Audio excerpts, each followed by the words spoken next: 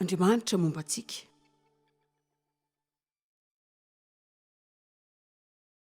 Ho andreo izay natsoina na ho jiosy izy na grika, dia Kristy no herin'Andriamanitra sady fahendren'Andriamanitra ihany koa. Zany izao dia zavatra adaladala ary afaka lazaiko koa hoe za zany. Satria manana loharano amin'Andriamanitra zany, izay endry noho ny an'olona. Ary na ny zavatra malemy izay mikorina avy amin'Andriamanitra aza, mbola mafy be noho ny olona. Mijoro eto anoloanareo azy zao izay zavatra adala sy malemy. Fa Andriamanitra hiasa amin'ny alalan'ny fahalementsika, ary tena mahavariana ny olona ny zava-mahagaga ataony amin'ny alalantsika. Fa ivery ny fiantsonanareo ry rahalahy fa tsy firy no olon-kendry araka ny nofo. Izy ary no ampiasain'ny olona. Zao maka zavatra aminareo ah. Jesosy nandritry ny alina manontolo no nivavaka mialohan'ny fidianan'ny mpianatra. Tena raha mijery azony teo nareo, dia mety isaina zao hoe ohatrany tsy nihaino avy amin'Andriamanitra ianao zany. Nao verangah mivavaka mandritry ny alina dia avy eo ireo no atokony olona tafaraka aminao avy any. Zany zao ny taratasy kely nosoratana ho an'i Jesosy. Dia avy amin'ny orinasany Virtual Management Consultant zany izay manampy azy amin'ny fisafidianan'ny mpianany. Fôtr' izany ny olona, fomba fijery zany. Misaotra ny amin'ny fanomezana ny mombamomba ireo lehilahy 12 izay nisafidianao. Anana toeram-pitantanana amin'ny fikambananao vaovao Jesosy. Izy ireo zany zao dia andalo ny fitsapana fizahana ary fanontaniana manokana miaraka amin'ny psikologinay. Ary eo mpijery toetra manokana atao aminay. Fa tsy tena manana traikefa arak'asa daholo ny ankamaroan'ny olona safidianao raha araka ny hitanay tsy tena manampahalalana sy antso an'ilay karazana asa izay sainao ho tantanana izy. Tsy manana ny fisainany ekipa koa ireo. Raha izay dia mampirisika mba hitady olona manana traikefa koa ianao aloha. Petera zao tsy milamina ara-pihetsepo sady mora tezitra be mihitsy. Ny Andre zao tsy manana ny toetra ny mpitarika izany mihitsy. Ny mpirahalahy indray Jakoba sy Jona ilay zanak' Zebedio manana tombontsoa manokana mihoatra ny fanarahana ny orinasa. Tomasy manontany foana izay mampisy fikorotana-tsaina eo anivon'ireo ekipanao rehetra. Hitanay fa adidinay ny mampahalalanao fa i Matio zao dia efa lisitra mainty raha ny birao ny fandraharana manerana ny Jerosalema manontolo. Jakoba zanak' Alfeo sy Tadeo zao dia tena manana fiankinan-doha tanteraka dia tena hita koa fa tena ambony ambony ny azy ireo ny fetra ny fiasan-tsaina. Fa reha amin'ireo safidianao ihany zao Jesosy no maneho hery lehibe. Zany ka olona tena havanana, tena manana loharano izy, mifandray amin'ny olona tsara izy. Tena manana sainy fandrarana izy. Dia manana fifandraisana ambony sady tena mavidrika tsara. Tompona andraikitra sady misaina, safidinay Jodasy Iskariota mba ho contrôleur. Sy ho tananakavananao. Fa ireo olon-kafa rehetra dia efa manazava ny tena ny Jesosy amin'ny rary fambeazanao anao, ny amin'ny ho azy io. Fa izay iariany izao tontolo izao, ny raisin'Andriamanitra no safidiany mba hanao zava-dehibe. Wow, zany ka tena mahafaly. Ny herin'Andriamanitra dia tanterahina amin'ny fahalementsika. Korintiana 4:17. Amin'ny Korintiana io Paul dia nanana zavatra nanahirana azy. Natsoina hoe tsilo tao amin'ny tenany zany. Zany zao ilay tsy faharetana izay natrehako tamin'ny maraina. Mety io karazana fisainana mampiay ahy zany. Izay mety nanananao na dia nao andehaka aty aza. Fahalemeny reny. Zavatra ao amin'ny nofontsika. Ny fanahy mety ihany fa ny nofo ny malemy. Mila mitoy miara-miasa amin'Andriamanitra isika. Raha zany tsy nomen'Andriamanitra fahononam-po, fa raha afaka manana fahononam-po amin'ny tenantsika isika, raha afaka tonga amin'izany fahatanterahana izany isika, ka tsy mahatsiaro an'izany zavatra izany akory dia mety tsy mila an'izany fahononam-po izany. Fa mety ny esorony taony anankiray. Fa i Paul dia nanana tsilo tao amin'ny nofony dia tahaka ny tsirairay avy amintsika izay manana izany amin'ny tena ihany koa. Fa ny toy ny angataka ny any sorany izany izy raha mba tsy natsiaro izany tsy faharetana izay tsapako izany aho. Tena tiako raha tsy natsiaro izany mihitsy aho. Tena tiako raha mba tsy manana izany ady amin'ny fisainana-dratsy izany mihitsy aho. Tena tiako raha mba tsy manana fisainana miahiany olon-kafa mihitsy aho. Tiako raha ny fisainako rehetra dia maty eo ty sy mahafinaritra daholo, fa mbola mifehy ny tenako foana. mbola misy tsy maintsy asoriky foana de manao safidy foana de misy fotoana marobe zany mihoatra zay tiavako azy anaty andro ray de mila mamaky teny amin'ny vavako isan'andro foana satria raha tsy zany de ampidoza indray izany fa tena magagany afahako makao amin'ny braoko de andany korarona telo matetika miaraka amin'Andriamanitra ny maraina de mivoaka avy eo mbola miteniteny foana ihany fa isan'andro amin'ny vavaka Andriamanitra mba asio fiambenana ny vavako fa ndrao no taminao amin'ny lelako fa hitanareo taoriana ny 5 taona tamin'ny diniaraka tamin'Andriamanitra de tonga teo amin'ny fotoana zay nalalako fa efa hain'Andriamanitra daholo zany mialohan'ny safidianany ary tsy nampiasa saina azy akory zany de za koa tsy mila miasa saina amin'izany satria hoe ny fahalemeko de mampatsiahy afo foana Andriamanitra mila pinao Andriamanitra mila pinao raha tsy apinao tena tsy misy atenena mihitsy ny amiko tsy azoko hoe maninona no ampiasainao sika zany tsy teo tonga amin'le fotoana zay lazantsika hoe za ve de mba ampiasain'Andriamanitra zany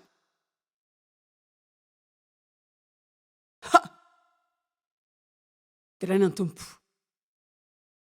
mahay miteny azany alleloia tsy afa-tsara aminao foana ihany nitoetra amin'ny fitenena hoe Andriamanitra raha tsy ianao tsy izy tikany tsy zavatra mitranga amin'ny alalako fa satria fotsiny ianao nitola ny araka tamiko ela be mba azoko zavatra kely tamin'ny tenako mba neoko ny voninahitra amin'ny alalan'izany fa raha voavelanao na sekondraray azy Andriamanitra tonga de enjera tanteraka de tena ho lasa dala mihitsy aza ny akamaroany asa fanimpona malaza zay maneho olona ka hoe latsaka ny fiainana raha afaka manatona koa ianao jery zay tsy nety tamin'izy ireny de hitsotra aminareo izy ilaza fa hoe tonga tamin'ny tepika izy nanana ny herim-betsaka ka niverany fa hoe afaka atao ndaholo amin'izay zay tiany atao rehetra fa tsy afaka manao zany ianao fa raha vao misaina mihoatra noho izay tokony heverinao fotsiny ianao efa eny andalam-pianjerana isika zany ka nahoan'Andriamanitra tsy namaly ny vavaka Paoly intelo zany mba hisory amiko Andriamanitra ty fahalemeny ty ampio mba anana fisainana tsara foana ampio mba anana fijery mahomby foana ampio mba anampaniriana ny anome foana de mba ho tiany olona rehetra foana zao vavaka zany de mety tsara matetika foana fa tsy farana mihitsy zany de hitanareo za aloha tsy manantena hoe ho tratra tanteraka zay ny mandrapatoka ny andro zay isoron'i Jesosy indray ka ampiakarana antsika koa satria anatin'ny ray mpimaso de hovaina avokoa sika rehetra de ho tahaka azy ihany koa Andriamanitra tsy tezitra aminao satria hoe ianao tsy tanteraka ny zavatra tokony tiany ho hita ataonao de fezahana ka ny vaovao mafaly de hoeto ianao androany zany midika hoe misaina ianao zany midika fa te hitombo ianao zany midika fa te handresy te hiova ianao Korintiana 2:7 nefa hoy izy tamiko ngamba mety ilaina vakitsika daholo zany rehetra zany 7 ary mba herovana tsy ireare no ny abetsaky ny fanambarana mihoatra zay nananako tena tiako zany de nasiana tsilo tamin'ny nofoko zany zao re olona Andriamanitra tena nampiasa amin'ny Paoly tamin'ny fomba mahagaga ary ainy Paoly ainy hoe Andriamanitra zany any amin'ny Korintiana 1:10 izy hoe ny fahasoavan'Andriamanitra no natoy izao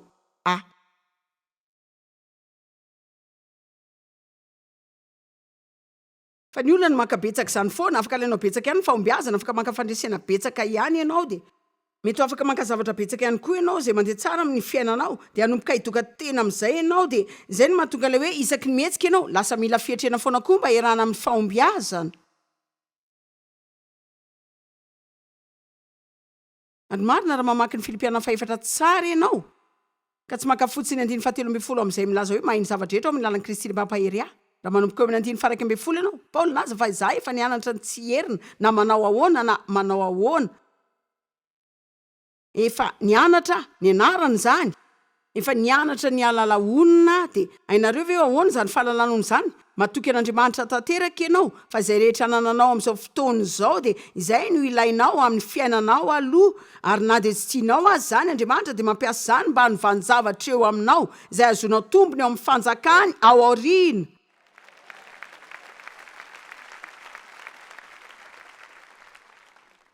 Sasany aminareo zao mety mahazany tsara no ny hafa, ny sasany aminareo zao mahazany de efa tena nandalo betsaka zany de zay no azonareo zany. Satria nareo mahalala fa nanao ny fitombonareo nareo tamin'ny fotoana fietrena ary nakafy ny fitombonareo tamin'ny fotoam-pahombiazana. Ka hoy Paoly hoe efa nianatra ny onona ka nietry na ao anaty fahombiazana aza de nitolaza zany izy mahay ny zavatra rehetra amin'ny alalan'ny Kristy ilay mampahery ahy. Hitanareo mila vonona amin'izany sika satria efa amin'ny Kristy sika de izy ao aminatintsika de haintsika fa momba antsika izy. Ka ninona mahazo antsika io? Afaka tsy miova mihitsy sika. Ka Paoly laza hoe sory amiko ty intelo zany nangatahako tamin'ny tompo fa tsy nesoriny. 7 averiko ihany zany satria tiako azonareo mba herovana tsy iopapana amin'ny frearianana zay mety fioara-palebiazana ihany koa ny am'ireo fanambarana maro. De aleo vokako zany sao adiniko indray. Iray am'ireo fomba zay afaka lazain'ny olona raha mahitsy amin'ny tenanao ianao, iray am'ireo fomba zay ahafanao miteny fa hoe tena fenonao loatra ianao. Ary iray am'ireo fomba zay ahafahako miteny aingana misy olona hoe tena midoka tena be loatra. De rehefa ianao feno ny tenanao ka manomboka amin'ny saina mihoatra noho zay tokony ho heverinao, de zavatra voalohany tranga de tsy fanajanao ny olo-kafa aloha.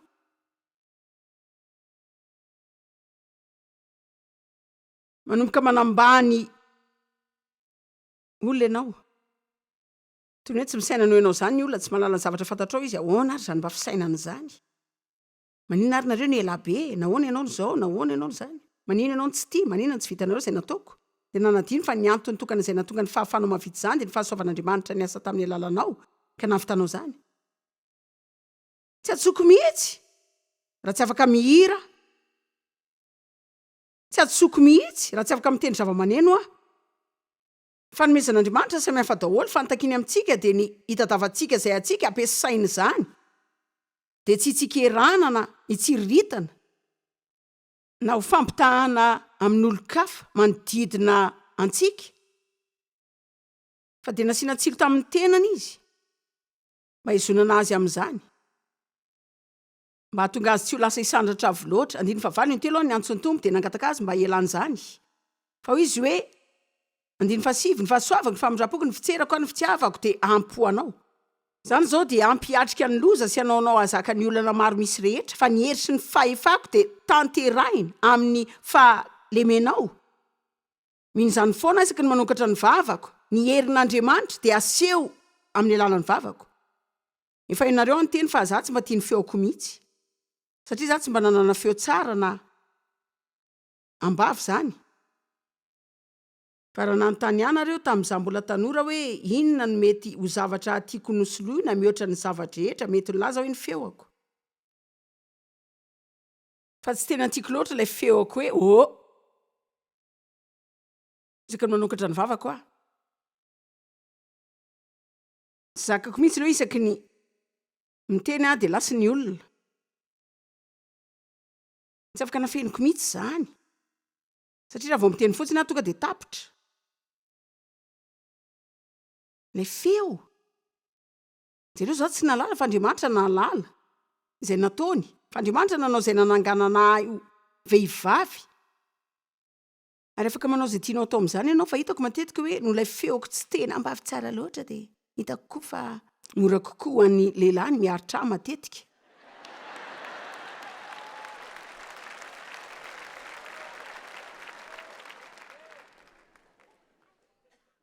Haiko fa efa menteninareo ny tantarako mampimehy ray fa nanao fivoriana tany Chicago zay de rehefa nankaparikina ny fiara. De nisy lehilahy nitondra moto feno tatouage reny avy tany. Zato lava volo be reny, nanao akanjo boritanana. De feno rojo vy koa ny akanjo hoditra rehetra teny aminy. De fantany aho tamin'izany rehefa nivoaka ny fiara de hoy izy hoe Sœur Meyer, te hilaza tantara mampimehy aminao ah. Izy hoe za efa niananao efa ho enim-bolana tamin'ny radio satria tsy fantatro mihitsy hoe ay vehivavy ka ianao.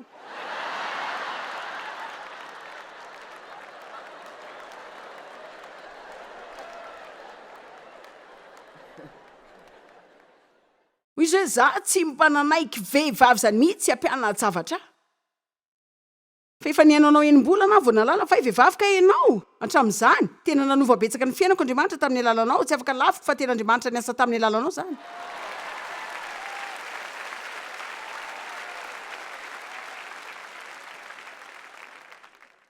ka tsara aminao raha manao fihavanana amin'ireny karazan-javatra tsy tianao mikasika ny tenanao reny ianao. Ka manao fotsiny Andriamanitra tsy haiko hoe maninona ampiarahanao amin'ity afa tsy safidiko aloha zany. Fa dia atolotra anao fotsiny koa zany. Hitanao ny tena tiako ataonareo androany. Hitako matetika efa milaza isika hoe omenan'Andriamanitra daholo ny tena tsika rehetra. Hitako hoe tokony izany fa tiako anao zavatra hafa nareo androany. Tiako omenareo azy daholo izay tsy anareo rehetra. Milohan'ny voan'ny olona eto amin'ity trano ity androany dia anangana ny tanantsika sika dia hivavaka sady hilaza hoe Andriamanitra no mianao izay mombaya fa indrindra no mianao izay tsy izaho ihany koa. Ary tsy asa saina izany sady tsy ho tezitra amin'izany ianao no manovady, ianao no manao ahy arak'izay tianao, fa efa anao na herina fahalemena dia ity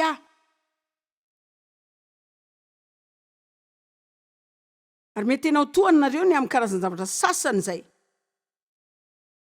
mampiasain'Andriamanitra aminareo. Andriamanitra nalala fa Mosesy tsy miteny tsara zany eo amin'ny olona izay niantsoana azy. Mosesy tsy mila miteny azy zany akory. Mosesy ny fanditra ela tamin'Andriamanitra ka natezitra azy ny farany. Hitanao Andriamanitra, za tsy mahay miteny tsara. Azonao za tsy maty. Hitanao za tsy maolona zao, za tsy mazao. Efa iny zany rehefa nanositra ny Davida ho mpanjaka izy, efa fantany fa nijagajaka sy hamono olona ihany koa izy. Fa maninona ary izy misafidy olona tahaka izany, an'Andriamanitra daholo ny fiandohana ka hatramin'ny fiafarana. Efa iny ny eo afovoany, hainy daholo ny antsoiny izay vao ataontsika. Fa Andriamanitra mahita ny fontsika koa, mahita ny fon'ilay mpiandrondry kely izy izay nanoratra ny Salamo sy nanao ira-pitiavana ho azy. Raha mbola tany an-tsaha, hitany ny zazalahy-mpiandrondry io, izay nilavina sy nenjehan'ny fianakaviana izy io. Efa hitany ny fony. Dia miantso antsika noho ny amin'ny fontsika izy. Za zao tsy karazan'olona tanteraka akory. Fa tia an'Andriamanitra fony za vao 7 taona. Fa tsy tonga dia nahay ny fitiavana azy marina tamin'izany. Nanao tsikombakomba maro tamin'ny fiainako nandritra ny taona maro satria za nanao fombafomba fa tsy tena nanana fifandraisana marina tamin'Andriamanitra. Nanao zavatra adala maro fa tia an'Andriamanitra sady milaza aminareo fa mbola tena lalana lavitra zany. Fa raha mitohy raiki-pity dia tia an'i Jesosy nareo ka manadino izay rehetra tsy anareo dia ho gagy nareo ny amin'izay manomboka hitranga ny fiainanareo. Lazao fotsiny Andriamanitra haiko fa be korotana fa za tianao, tiako ianao, tiako ianao na dia be korotana za. Korotan'Andriamanitra ianao. Rehefa manomboka miteny anao izay rehetra tsy ianao dia vola isaora izy ny amin'ny fampatsivana ianao ny mahatsara an'Andriamanitra izay mbola mampiasa anao ihany amin'izany. Fa ilaza zavatra zao dia tiako tadinareo ty. Rehefa tsy tahitra ny amin'ny herintsika sika, ireo talentantsika sy ny fahaizana nomen'Andriamanitra antsika, dia tsy afaka simbain'ny fahalementsika sy ny tsy fahaizantsika ihany koa. Veriko indray zany satria hitako fa tsy azonareo tsara tamin'ny voalohany. Rehefa tsy tahitra amin'izay afaka vitaintsika sika, dia tsy afaka simbain'izay tsy vitantsika ihany koa. Paoly nilaza hoe fa ny fahasoavan'Andriamanitra natoy izao arak'izany izy zany tsy afaka ny fatoran'izay rehetra tsy afaka ny vitainy koa. Tiako nataon'ny olona nanatona an'i Jesosy hitady fahagagana ny amin'ny zanany ka nanao hoe raha misy azonao atao re vonjeo ny zanako, fa hoy Jesosy hoe ie. Misy zavatra azoko atao tokoa fa ny zavatra rehetra dia hainy mino an'Andriamanitra. Fa tiako navalina lehilahy hoe hoy izy hoe Tompo, mino fa ampio anam-pinoana trano. Ka tsy netiny teo amin'ny Jesosy fotsiny ny finoana fa nekeny koa zany fa tsy finoana tanteraka. Tena manana olana eto, tena malemy finoana amin'ity CRT. Ary hitako matetika fa miezaka mafy sika mba hanana finoana tanteraka, fambeazana tanteraka amin'ity, tanteraka amin'ry, tanteraka amin'ny zavatra hafa. Izay tsy ahafahan'Andriamanitra mihoatra ny ezaka ataontsika nefa izy manao izay hanampiana antsika. Misy olona mahatakatra izay zavatra lazaiko ve androany? Jesosy nalala fa anda azy Petera. Fony izy mbola tsy niantso azy isan'ny mpianatra 12 akory zany, kanefa izy nanao azy isan'ny 3 amin'izay akaiky azy indrindra. Nahoana ary izy nanao izay azonany Paoly, ilay nantsoina taloha hoe Saoly, ilay mpanenjika ny fiangonana, izay nanana tanjona fenony amin'ny kristianina rehetra izay nifanenan taminy. Inona moa no tokony hisafidiana an'Andriamanitra azy? Satria izy manana fanomezam-pahasoavana betsaka amin'izay tadiavin'Andriamanitra fa nampiasainy tamin'ny lalan'ny diso zany. Fa ny fanomezam-pahasoavana izay nananany dia nomen'Andriamanitra azy zany ary misy tanjony fa diso fanantenana tamin'ny fombafomba izy. Ka Andriamanitra ny safidy olona ambany. Satria izy te ampiasa azy amin'ny fomba tena ngeza sy lehibe. Matetika araka ny ampiasan'Andriamanitra lehibe anao no maratsy be anao raha vao manomboka ianao.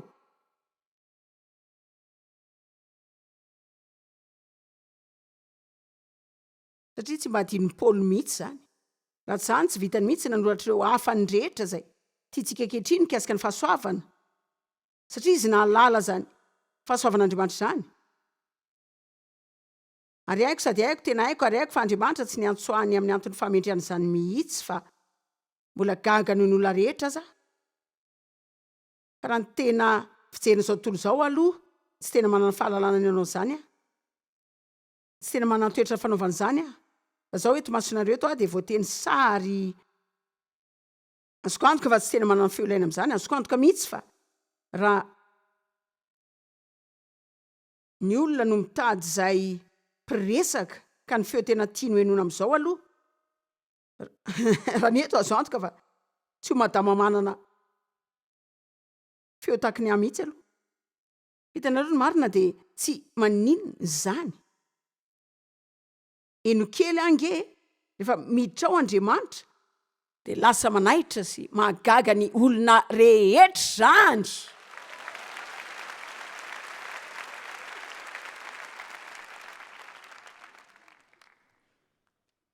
ny farany ao natakatra hoe ny olona tsy mba azo azany mihitsy ka zaho ihany nanao izay hanazavana ny tenako tamin'izy ireo ny olona tsy hatakatra anao zany amin'ny fomba ahoana ary satria Andriamanitra miasa amin'ny alalanao zany ka raha tsy mahalala an'Andriamanitra izy ahoana no mety alalany nahatakarany anao ahoana no naovako an'izao ahoana no nahafahan'ny fianakavianao sy tiana manao io ataon'ny zareo io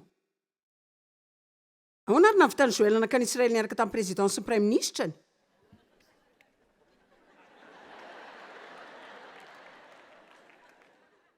fa izy ihany no teny hoe saro-kenatra tsy sahakory na dia nijoro eo anoloan'ny olona marobe aza fa izy zao efa niona tamin'ny président n'Israely ahoana zao zany hitanareo ahoana naovanao zany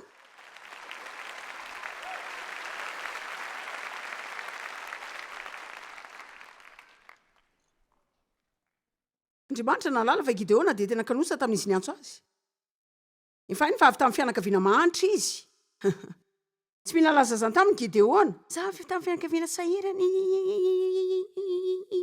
fa nijery azy Andriamanitra dia hoe mitsangana lehilahy mahery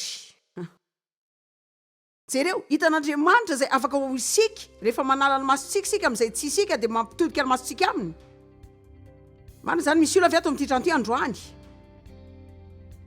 misy olona ve ato zao